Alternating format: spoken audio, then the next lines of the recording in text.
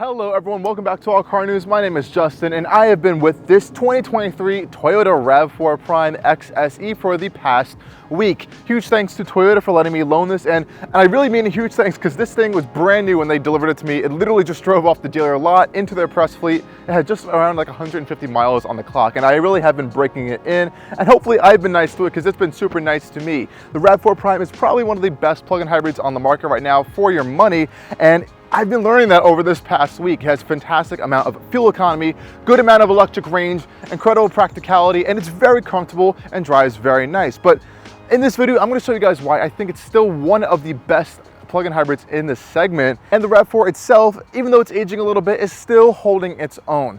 So let's dive in. I'm going to tell you all about this 2023 RAV4 Prime.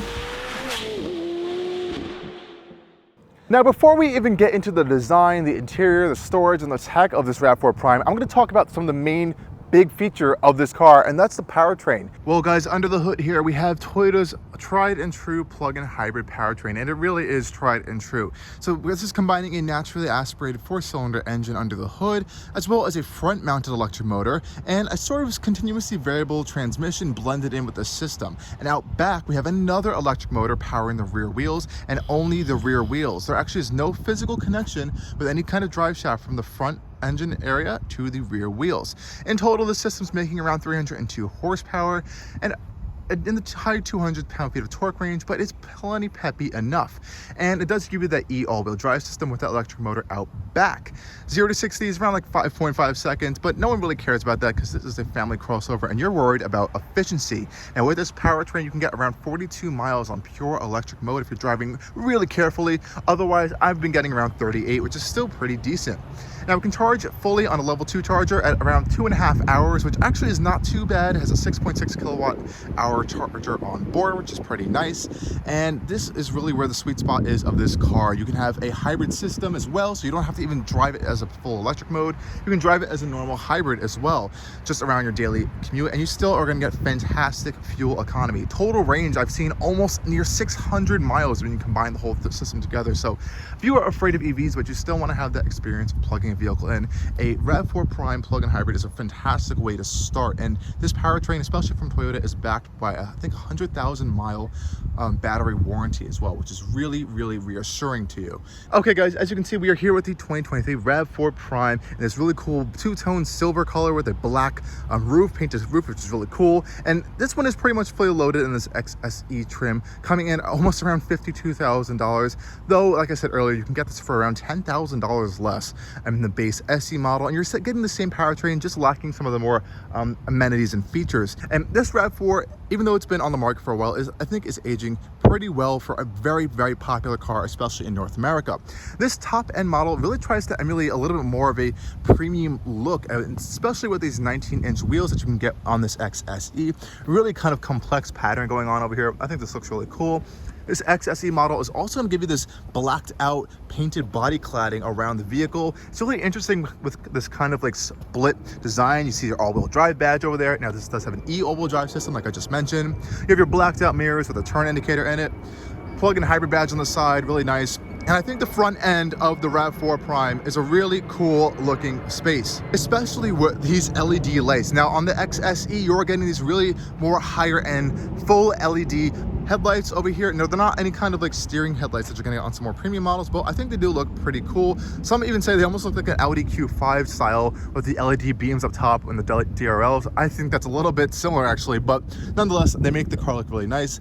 And of course, every single Toyota model that is a hybridized version gets this cool blue Toyota badge. We've known this for a very long time now, but you can see that right there. And I do also like the blacked out grille as well as that blacked out lower fascia. It has a really nice, mean, muscly look to it. I think it still is really fresh. As you can see, this one is coming with roof rails up top. I will note that on the highway, they do make a lot of noise and they may reduce range a little bit, but they are there for your utility and they can be removed super easily with a tool. The RAV4 itself is still one of the most hottest selling models from Toyota, and especially in this segment, which is pretty crowded, especially for these new plug-in hybrid models. There's things like the Ford Escape plug-in hybrid, you have the Tucson plug-in hybrid, the Kia Sorento plug-in hybrid, And there's a whole bunch of other ones, even its own competitor in-house from the Lexus, the NX plug-in hybrid, which has this exact same powertrain, but you are actually getting less range in the Lexus, which is pretty interesting. Coming around to the side, you can see on the right-hand side, on the passenger side, you do have the gigantic charge door, and I really do mean huge. It's bigger than my hand.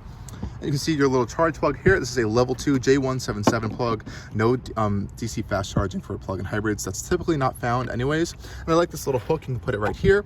And it does have a nice function that when you plug your cord in, it will actually lock right here. So no one can just come and pull out the cord. So that's a really fantastic safety feature. Really easy to open and use as well.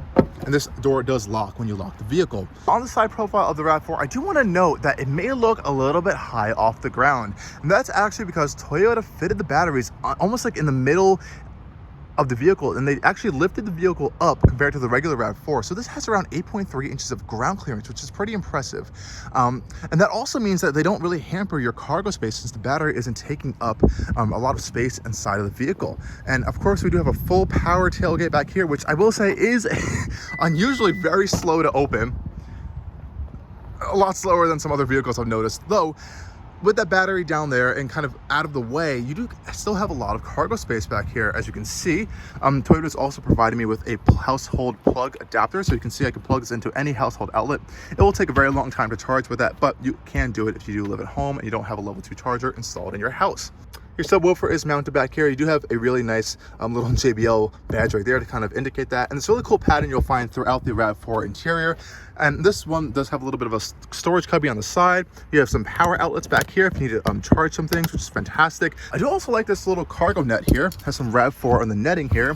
And no, there is not any storage underneath here, but you will find a surprise and you'll see a spare tire in this RAV4 Prime. Check that out right there. So you actually have a spare tire even with the battery pack in this car. So that's actually really fantastic that Toyota was able to fit that in there. You also are getting a cargo cover as well. And of course the seats fold down to give you even more space.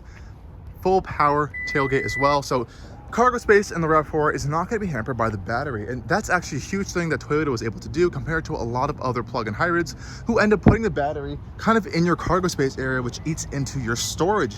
So big kudos for Toyota for figuring that out, though it may hamper dynamics just a little bit, which we'll get into later. Okay guys, let's go take a tour of the rear seats now.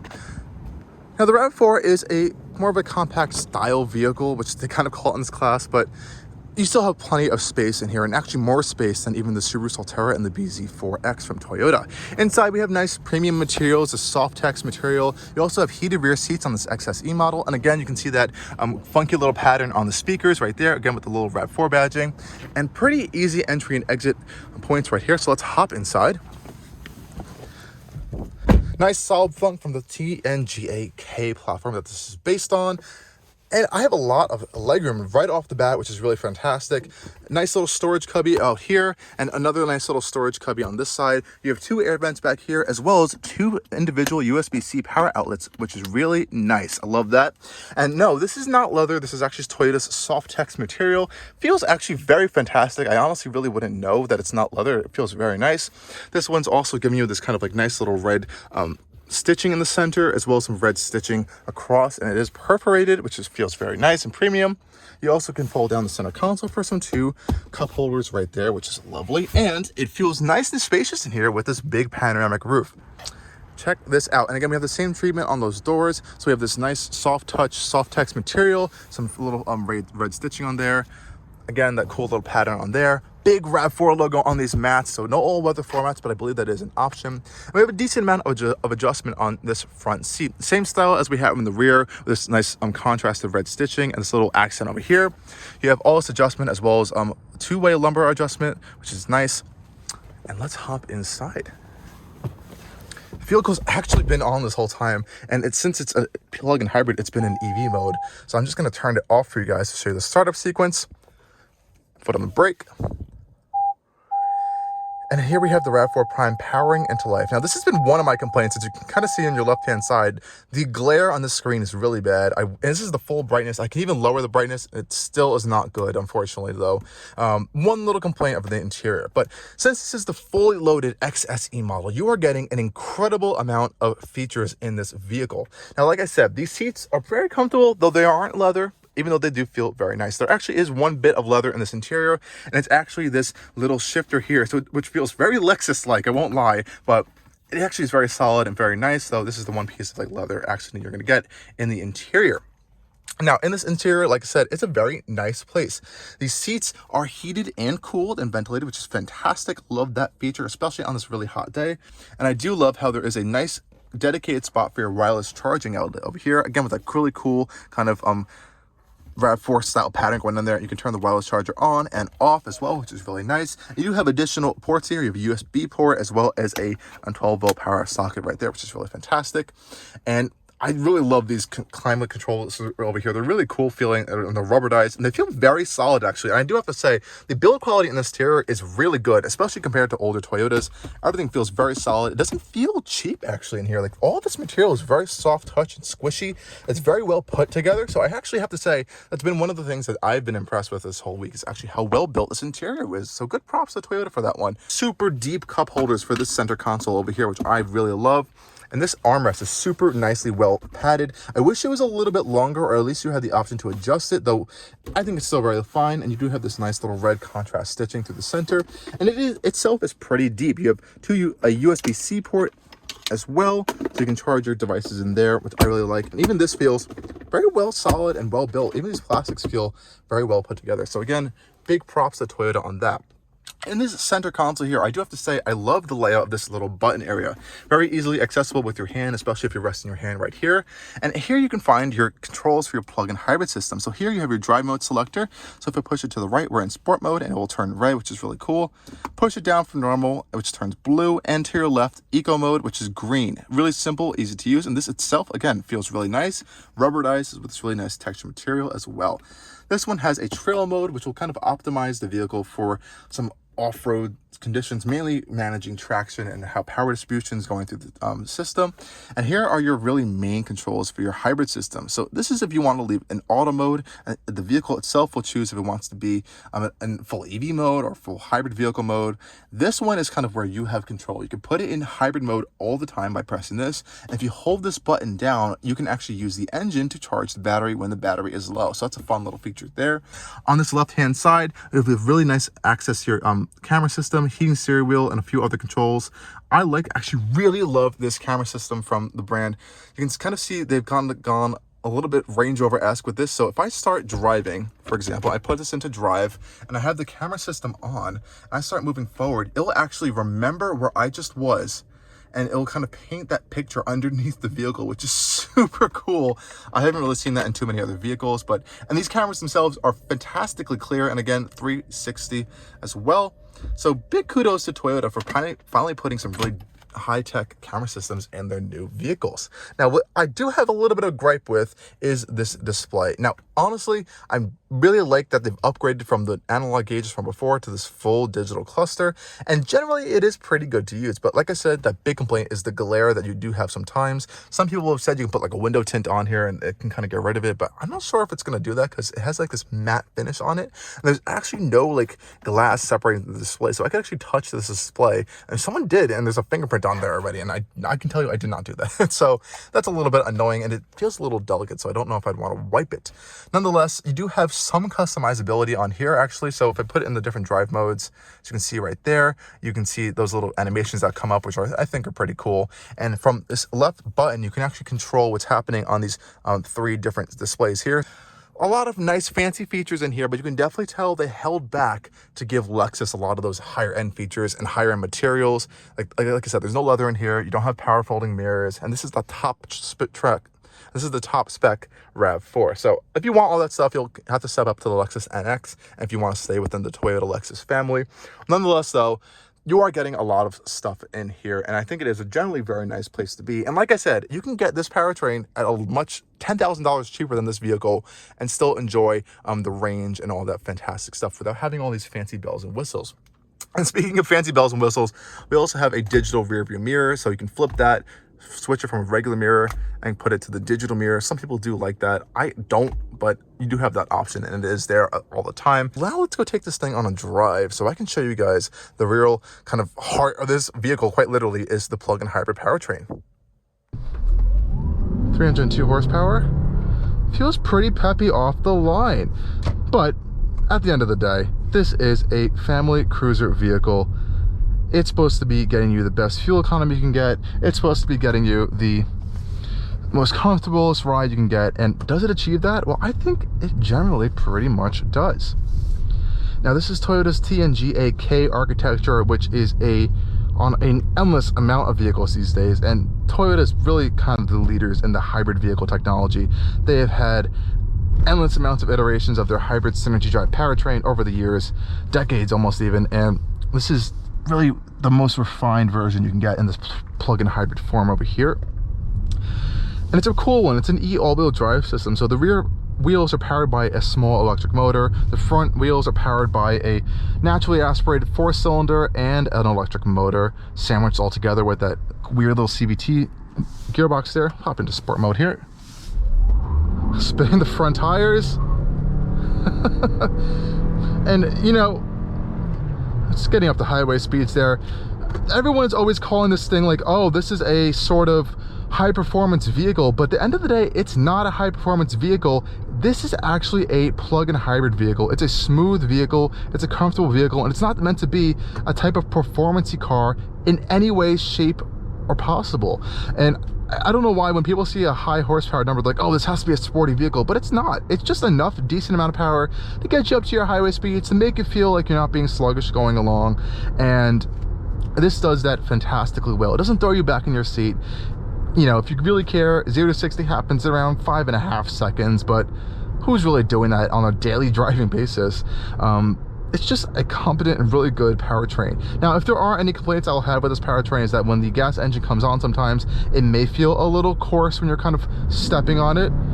It doesn't sound good for the gas engine, and especially when that EV battery is drained out and you're really just using that gas engine and using regen braking to charge the hybrid battery, it is a little bit coarser, and especially with the CVT drone. That's my really own complaint there, and I'm not going to treat this like it's an aggressive sporty vehicle, because it's not. It's a smooth family cruiser with a very smooth and well designed plug-in hybrid powertrain. And speaking of it, the whole fun about these plug-in hybrids, to me, really, on top of the driving experience, is controlling all the cool things you can do with them. Sure, you have all these fun modes. You have eco mode, normal mode, and sport mode. You even have a trail mode to kind of help distribute power better. And I love this energy flow graph in the infotainment system, where you can kind of see where all that power is going at all times when you're regen braking and whatnot. But it's cool with these buttons here. So if I put it in auto mode right now, it will decide when it wants to be in EV mode and it wants to be in hybrid vehicle mode. So right now it's in EV mode. You can see with the little EV button on there, you can see the battery is powering the front wheels right now. If I floor it harder, it's now powering all 4 wheels, which is really cool. So we're in pure EV mode right now. Air conditioning's on, which could affect range a little bit. Straight foot to the floor off the line, and it doesn't kick into gas mode either. And as you can see, it's powering both the front and rear electric motors, which is really cool. So you always will have all-wheel drive too, even in EV mode, which I think is fantastic. That little stunt just cost us, oh, it didn't. From regenning, we gained that mile back, which is really cool. So yeah, this powertrain's fun to both drive and kind of play around with. I'm gonna pop it back into hybrid vehicle mode there, and it can kind of decide what it wants to do. But you can definitely drive this in EV mode all the time. And on your left-hand display over to your left side, I'm gonna pop into sport mode. Take on the highway for you guys for a second. It has the power, but it is not a performance vehicle whatsoever. I call this power getting up to speed highway power and passing power. It's not a performance kind of power, and that's completely fine. Nonetheless, what I was getting distracted on, I want to show you guys these cool displays on the left hand side that will actually show you your kilowatt hour or kilowatt per mile score. Let me find if I can find that really quickly. Well, it was here. It'll come up. You have an eco score, you have your total MPG. I've been doing around 32 MPG. It can do a lot better. I've just been driving it a little bit more spiritedly to kind of like get used to this powertrain stuff, but it will show you that range as well. And I like how it separates your gas range from your gas tank and your EV range on the separate side, and kind of combined you get a really significant range of almost like 600 miles of range, which is absolutely crazy. Way more than an electric vehicle, and way more than Toyota's own BZ4X EV, which only gets around 222 miles on fully electric mode. And I think this is honestly really better. It's quiet, it's just as quiet as the BZ4X as I've found inside. It has a more traditional, obviously, interface and look. You can put gas in it if you need to. And of course, not everyone is fully ready to go pure EV just yet. On the highway right now, there is definitely some wind noise noticeable from those roof crossbars. You can detach those though, and that honestly may improve your range just a little bit, as those will kind of remove, those will reduce your drag. But on the highway, it's very competent, very comfortable. And I have to say, this platform is a very refined platform from Toyota. You know, I was in a few Kias recently, and the left-hand side of the steering wheel, you just pop on, radar cruise is now active. I can set my speed, and look at that, that's it, and we're on.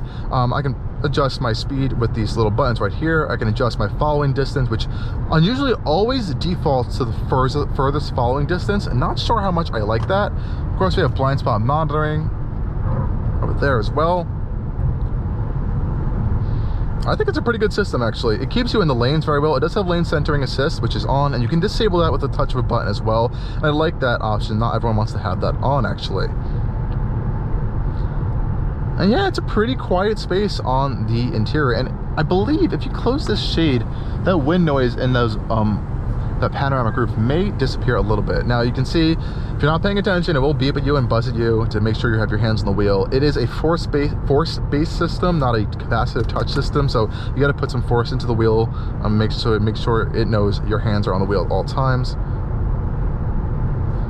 And yeah, we're cruising in EV mode right now. Look at that. And we're actually putting energy back into the car on the highway just from cruising along. And that's, I think, is really, really cool. And again, that's where you're really going to be getting those maximum amounts of fuel efficiency is on the highway and cruising, because you can just shut that engine off, cruise in EV mode a little bit. If you need more power, the engine will kick right back on and you will be completely fine. So yeah, I mean, as a daily driver, this thing's really fantastic, and you truly can drive this in pure EV mode to and from work, to and from your daily commute. You know, the average person doesn't generally drive more than 40 miles to and from their average work commute. And that may kind of relieve some people if you want to drive in electric mode and don't use gas, but you don't want to have to worry about having an electric vehicle that only has 220 miles of range. When this runs out of EV mode, you can go straight into the gas tank and use all of that gas, charge your battery up, do whatever you want. But I love this best of both worlds thing, and these plug-in hybrids are getting so advanced, quicker and quicker, that I just think right now, where we're living at with the poor full EV charging infrastructure, with EVs having a lot of issues, and still, even though it's more widely adopted than it used to be, it's still not accepted by everyone. These plug-in hybrids are a great in-betweener, and I think they are generally very good cars, especially this RAV4 Prime. Now, I do want to quickly mention some competitors. You have a Hyundai Tucson, I believe, plug-in hybrid. There's a Kia Sorento plug-in hybrid. There is the all-new Alfa Romeo Tonale, as well as the Dodge Hornet. Those both can be had as plug-in hybrids, and they all kind of compete in this similar plug-in hybrid crossover class, mainly, even if they are different sizes, mainly because there aren't that many still, and they are quickly being added to the market, but they all kind of interchangeably kind of compete with each other. And this one still comes out on top, especially in terms of range and just longevity. Toyota is guaranteeing 150,000 miles that this battery electric powertrain will last you, and that's the warranty. That's peace of mind there, and I really do appreciate Toyota, even though they have a great reputation for long-term reliability, even offering that warranty on top of it. So I'm really impressed with that. Nonetheless, guys, this is the 2023 RAV4 Prime, and I'm really looking forward to seeing what Toyota is going to be continuing to evolve with this powertrain. We know they have a new turbocharged engine with a plug-in hybrid, I think, coming as well soon. That's going to be interesting to see how that performs. But this is the future, and I hope that manufacturers will understand that not everyone wants an EV, that we don't need to go pure EV, and that plug-in hybrids, gas engines can still exist. Maybe we'll see some hydrogen engines as well, but I think the diversity of powertrains is the future, and this vehicle really does help to prove it. Anyways, thank you for joining me yet again on another full review over at Allcarnews, as well as this POV Drive, and stay tuned as per usual for more coming from Allcarnews. Cheers. Hey, what's up? Thanks for calling. Yeah, they did just give me the new car. Yeah, the guy just dropped off the key in my office. Yeah, I'm just getting out of work right now. What is it? I don't know, it's a Toyota key. It doesn't really say what's on it, but it could be a Supra. I hope it's a Supra. That would be epic. Maybe the new Prius even. I'm gonna go find out. I'll give you yeah, I'll call you back later. All right, bye. Toyota. At least they're doing some pretty cool stuff today. Oh, well, that's not a Prius or a Supra. RAV4 Prime. This one looks kind of nice. 302 horsepower. I could do this.